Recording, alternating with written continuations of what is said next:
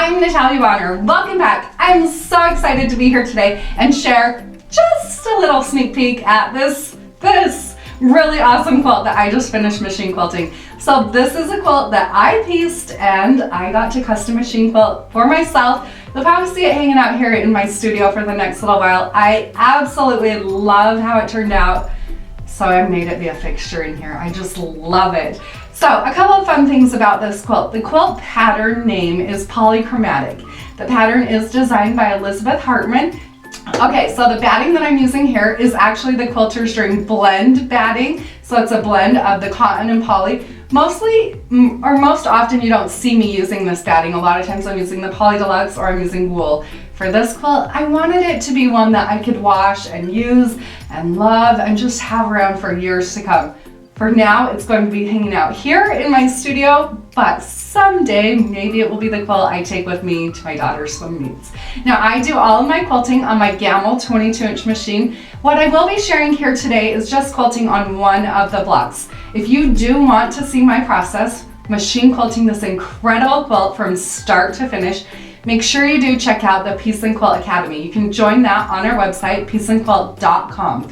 In the PNQ Academy, I share how I machine quilt quilts from start to finish, my thought process, some marking. There's all sorts of videos over there. I think right now we have over 90 videos, so there's definitely something for everybody. Check it out on our website, PNQuilt.com. So I do all my quilting on my Gammill 22-inch machine. This is hand-guided quilting, and I will be stitching in the stitch regulated mode with my stitch length set at 13 stitches per inch. So let's hop over to my machine, friends, and let's get stitching.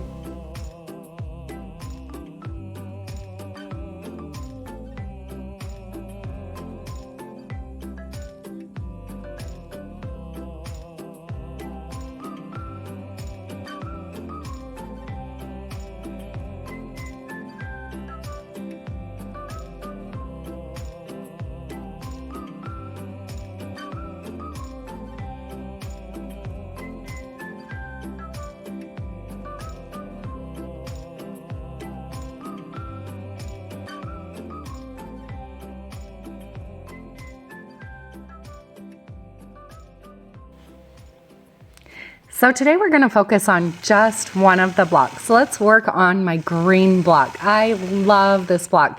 So I did choose a green color of thread, and on this particular area of the quilt, I'm also using this green color of thread as my background filler. So like I said, I do have an exclusive video over in the PNQ Academy where I am sharing all the details about all my thread colors and why I'm using what I'm using, where I'm using it.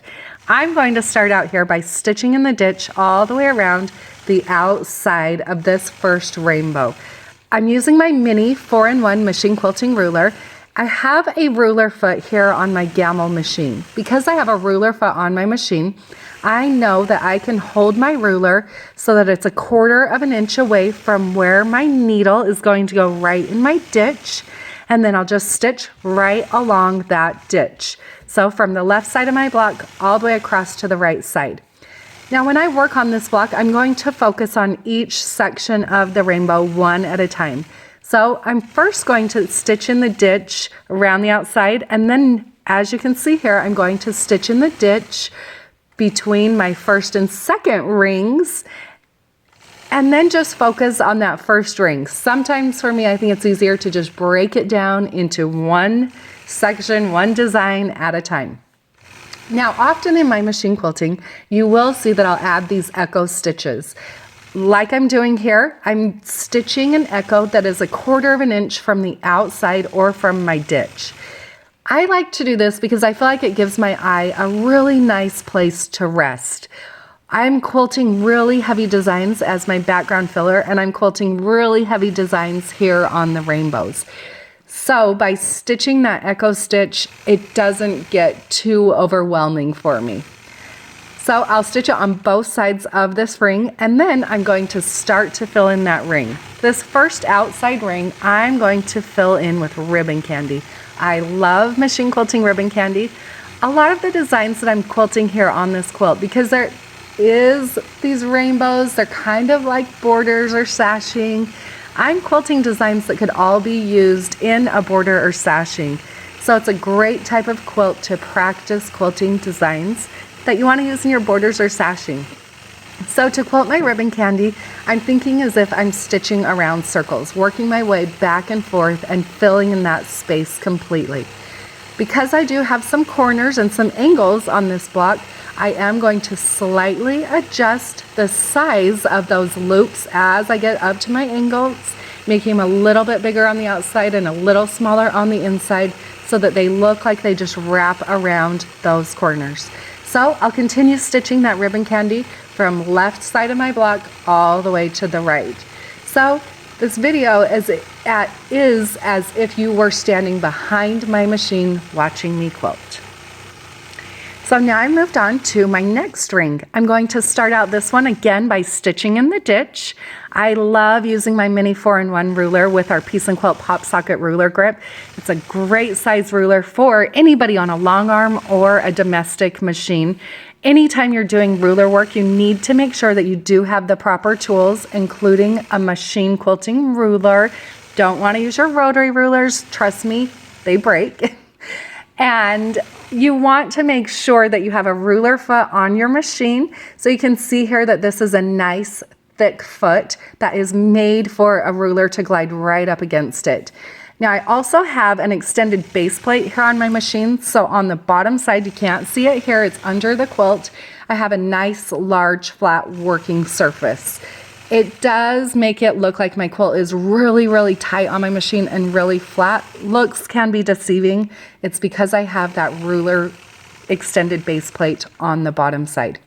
So I'm going to finish off this ring by stitching those echoes. From there, I'm working on a rainbow. Let's fill in this section with a background filler that's kind of like a rainbow. Now, because I am using a color of green thread that's a little bit darker than this section, it's really going to stand out. My quilting's really going to pop. So I'm going to have a lot of fun with this design. I start out by stitching a pebble, and then from there, I just start adding echoes, working back and forth across that space. When I stitch my echo to the opposite side, I will stop, stitch along my previous stitch line, and then continue stitching echoes. As far as my spacing goes, I try to keep these lines about 1/4 of an inch apart, but they're not always perfect. Now, I'm not measuring or marking, so I'm kind of using the side of my foot. I know it's 1/4 of an inch from my needle. I'm kind of using that as my guide to help keep my lines as evenly spaced as I can, but it's okay if they're not perfect. Now, the other thing with this filler, I like to alternate sides that I stitch my pebble on. So one time I'll stitch it on the right, the next time I'll stitch it on the left. And I'll repeat that process as I work my way all the way through this ring.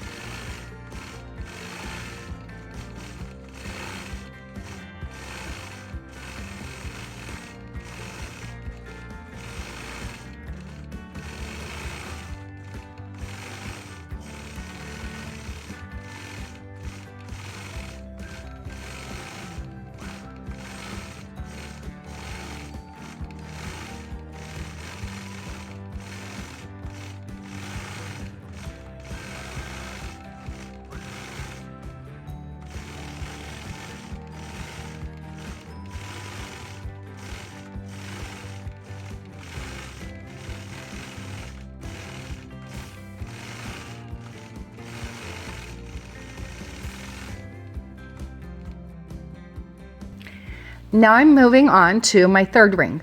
So when I quilt designs like this, I like my blocks to look like everything blends together really nicely, even though there's a lot going on. So in that outside ring, I stitched ribbon candy. I want more ribbon candy on this block. My second row, I stitched that rainbow kind of swirly type design. So now that I've moved to my third row, let's go back to some ribbon candy, but this time I'm going to make my lines cross over each other. This is a really fun way just to dress up that design. It's essentially exactly what I did in the first ring, but here we're just crossing over and dressing it up a little bit more.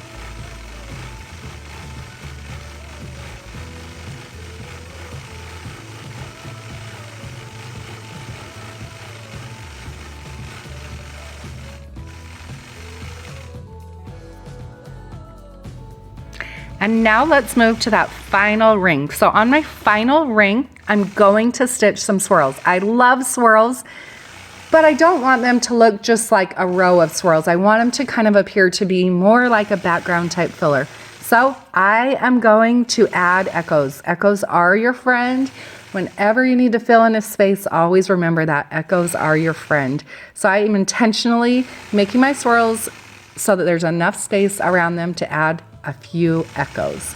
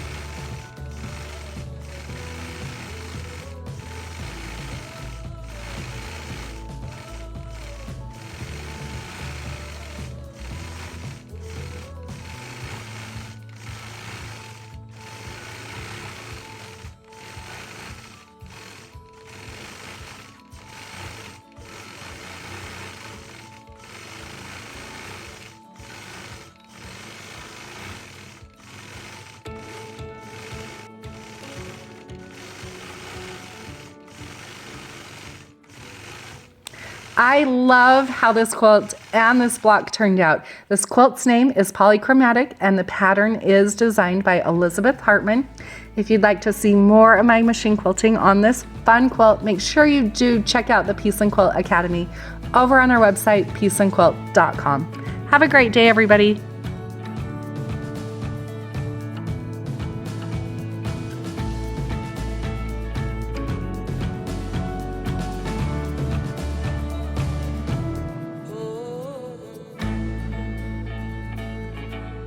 You can pick up the pattern over on her website.